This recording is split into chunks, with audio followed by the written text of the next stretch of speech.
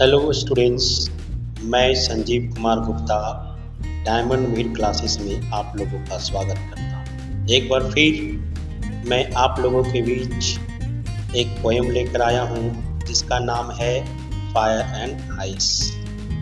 इस पोएम को लिखने वाले हैं रॉबर्ट फ्रॉस्ट। जैसा कि आप देख सकते हैं नीचे रॉबर्ट फ्रॉस्ट लिखा हुआ है ना। यानी कि फायर एंड आइस जो है वो रॉबर्ट फ्रॉस्ट के द्वारा लिखा गया है। सबसे पहले हम ये देख लें कि रॉबर्ट फ्रॉस्ट देखते कैसे थे। तो ये आप जो देख रहे हैं ये है रॉबर्ट फ्रॉस्ट। कौन है? Robert Frost.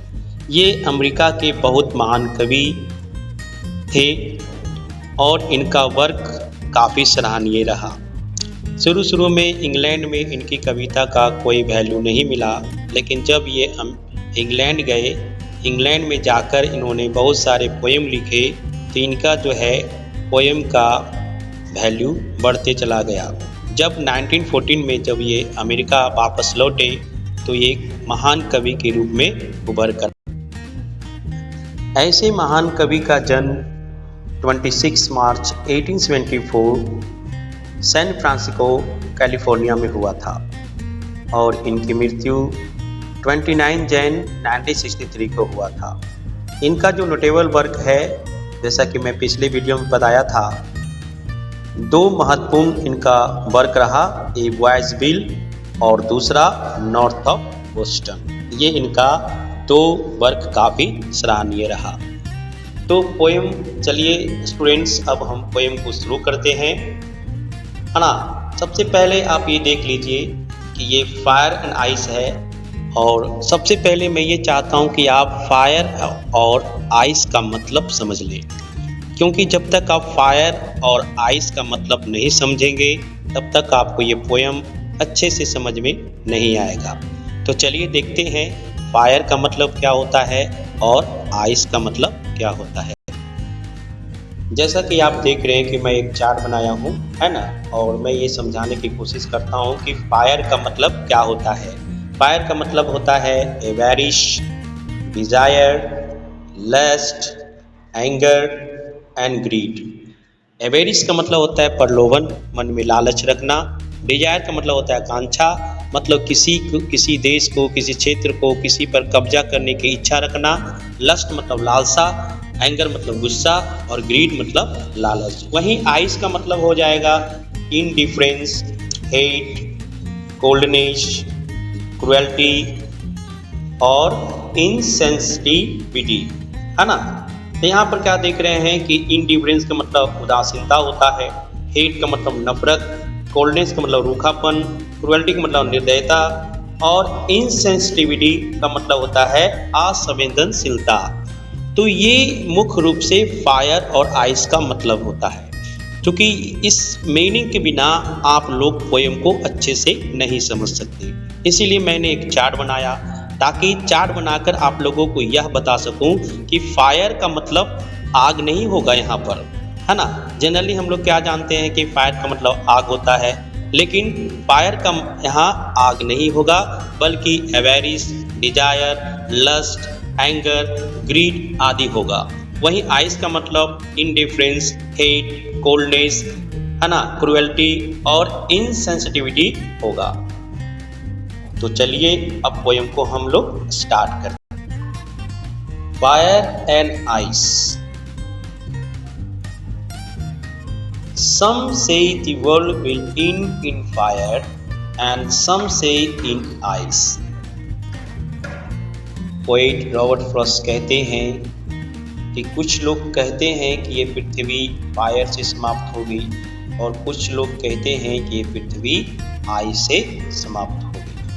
जैसा कि देख रहे हैं कि इस पिक्चर में फायर एंड आइस का जो दिखाया गया है ना, दोनों चीज़ दिखाया गया है। फायर और आइस को आमने सामने बताया गया है, यानी कि पृथ्वी का ये दो चीज़ जो है विनाश का कारण बन सकता है।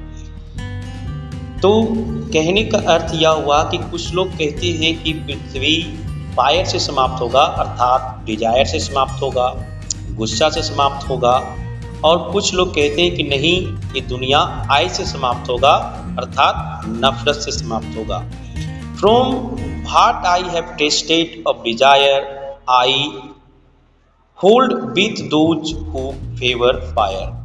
पोएट कहते हैं कि जब मैं इन दोनों वर्ड को परखा, टेस्टेड मतलब क्या होगा, परखा,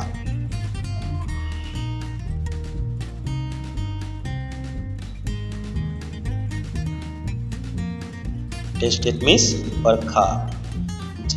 पोएट कहते हैं कि जब मैं इन दोनों वर्ड को परखा, I hold with those who favour fire, तो मैं उन लोगों के साथ हूं जो फायर के पक्ष में है।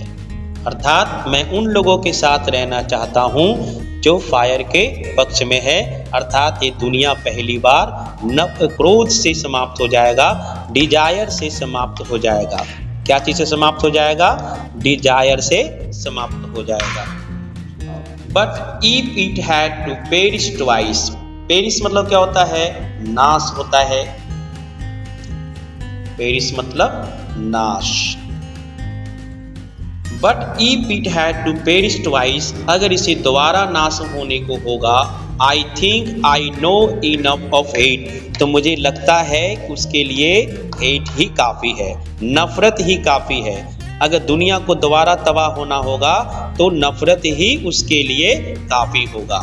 To say that for destruction ice is also great, ये कहना गलत नहीं होगा कि अगर पृथ्वी का दोबारा विनाश होने को होगा तो उसका आइस जो है सबसे बड़ा कारण है। अर्थात आइस सबसे बड़ा कारण बन सकता है, अर्थात नफरत सबसे बड़ा कारण बन सकता है। जैसे कि मैं पहले ही बता चुका हूं कि आइस का मतलब क्या होगा, रूखापन होगा, कठोरता होगा, उदासीनता होगा, है ना। तो दोबारा अगर पृथ्वी को समाप्त होने को होगा तो उसके लिए नफरत काफी होगा। एंड वुड सफिश, और यह काफी होगा, पर्याप्त होगा। सफिश मतलब क्या होगा, पर्याप्त।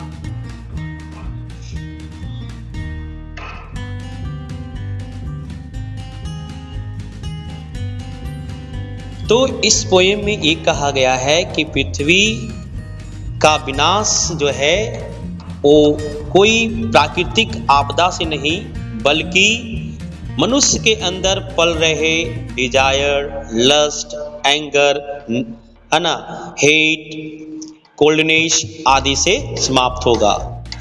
सीधा सीधी तौर पर ये समझे कि ये पृथ्वी कोई प्राकृतिक आपदा से नहीं, बल्कि मनुष्य के अंदर पल रहे गुस्सा, लालच, नफरत आदि से समाप्त होगा। पोएट रॉबर्ट फ्रॉस्ट यह बतलाना चाहते हैं कि हमें हमारे अंदर का जो अवगुण है, जो नफरत है, जो क्रोध है, उसे हटा देना चाहिए, क्योंकि आने वाला समय में ये हमारी पृथ्वी का विनाश का कारण बन सकता है। ये हमारे पृथ्वी का सबसे बड़ा दुश्मन हो सकता है। इसलिए हमें अपने अंदर का क्रोध, नफरत, ईर्ष्या, जलन, लालच आदि को नहीं रखना चाहिए।